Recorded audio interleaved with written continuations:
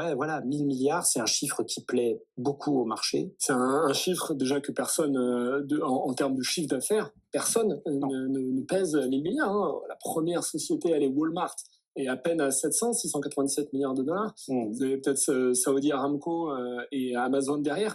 Et on pourrait le comprendre, parce que c'est de l'énergie ou de la grande distribution. Vous parlez à énormément de monde.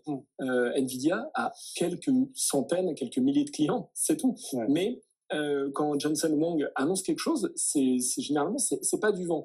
Et en fait derrière ce chiffre, alors qui représente donc soit des carnets de commandes, soit des revenus, hein, ils ajusteront fin 2027, c'est quand même dans moins de 2 ans. Derrière ce chiffre, il y a une révolution matérielle, une révolution dans le hardware qui est comparable pour moi à la révolution, au passage de la fonte vers l'acier dans la révolution industrielle. Ce qu'il y a, c'est que ces 1000 milliards, ils étaient estimés à 500 milliards il y a 6 mois. Donc on est en plein dans la fameuse loi de Moore où en gros la productivité double tous les 18 mois. Sur quoi repose cette prédiction de Nvidia, de Jensen Huang? Eh bien c'est que vous avez un premier moteur, on en a déjà parlé ici, c'est le fameux modèle Blackwell. Aujourd'hui Blackwell, c'est la principale architecture de puissance de calcul de Nvidia. Donc vous mettez les puces sur les racks et vous installez ça chez les géants du cloud. Donc quand vous êtes en déploiement massif chez les géants du cloud, avec des Amazon Web Services, avec des Oracle, avec des Microsoft, etc., forcément, on comprend que c'est facilement des contrats à plusieurs dizaines, voire centaines de milliards. Donc c'est un premier moteur vers les 1000 milliards. Deuxième moteur, le vrai turbo, c'est la nouvelle architecture qui a été présentée, le fameux Vera Rubin. Et là, avec les puces Vera Rubin, vous allez diviser par 10 le coût du token. Qu'est-ce que c'est très simplement? Le fameux token. Oui. 1 million de tokens, c'est quoi? C'est l'équivalent de 2 à 3 000 conversations que vous avez avec votre IA. Une conversation complète avec une dizaine de questions.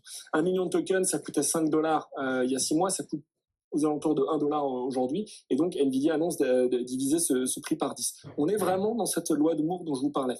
Et comment ils arrivent à réduire ce coût du token? Avec des nouvelles puces, toujours les R100, mais cette fois en gravé en 3 nanomètres.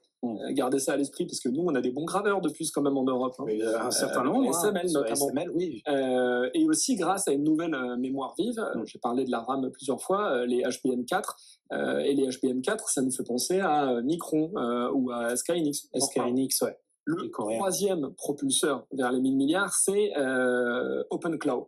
Là, c'est la révolution agentique de l'IA. C'est-à-dire, on est passé d'une IA qui prédit le prochain mot, vraiment sur cette fameuse matrice de calcul de probabilité, à une IA qui va réfléchir avant d'agir. Et ça, c'est très important. OpenClaw, Nvidia l'explique un peu comme si c'était l'OS, donc le système d'exploitation, le Windows pour les plateformes d'IA. Ça va permettre, en fait, aux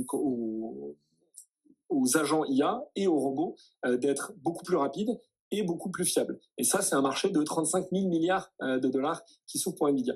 Et le dernier, et le moins prévisible, c'est l'alliance de Nvidia avec Grok. Donc Grok, qui est quand même l'IA de X, d'Elon Musk.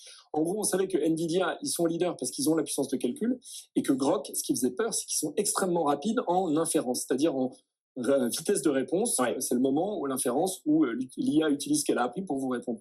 Eh bien, au lieu de faire concurrence, ils vont faire un partenariat, une alliance avec, donc, je parle beaucoup de matériel de hardware aujourd'hui, créer des racks hybrides avec à la fois donc la combinaison de la vitesse d'inférence de Grok et de la puissance de calcul de Nvidia. Ça va être crucial donc pour que, encore une fois, les agents IA soient extrêmement fiables et rapides. Donc, les implications de toute cette révolution matérielle qui va arriver dans les 18 mois. Eh bien, sur le marché action. Si on réfléchit, avec des nouvelles puces Rubin et des data centers toujours plus performants, ça va chauffer. Ça va chauffer, donc il va falloir refroidir. On a déjà parlé des spécialistes du refroidissement des racks et des data centers. On en a un très bon en France, c'est Schneider. Donc Schneider Electric, c'est toujours en croissance. Et puis aux États-Unis, vous avez Vertiv, qui est très bon. Deuxième point, j'ai parlé de la mémoire tout à l'heure. On avait déjà parlé de SK hynix, le coréen. Le sud-coréen est très difficile à acheter sur les marchés parce que les plateformes ne donnent pas vraiment accès.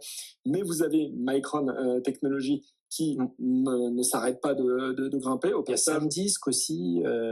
Pardon? Le bon vieux SanDisk. Ouais, il y a ça aussi, mais vraiment en termes de croissance et de valorisation, le ratio PER de Micron, qui a quand même pris plus de 100% en 3 mois, reste toujours entre 10 et 12. C'est vraiment pas cher vu la croissance qui va arriver. Ensuite, vous avez la connectivité optique. Il va falloir, avec ces nouvelles puces, avoir une vitesse de transfert colossale entre des milliers de GPU. Donc là-dessus, c'est Broadcom. Broadcom, pareil, très forte croissance, ça a beaucoup augmenté.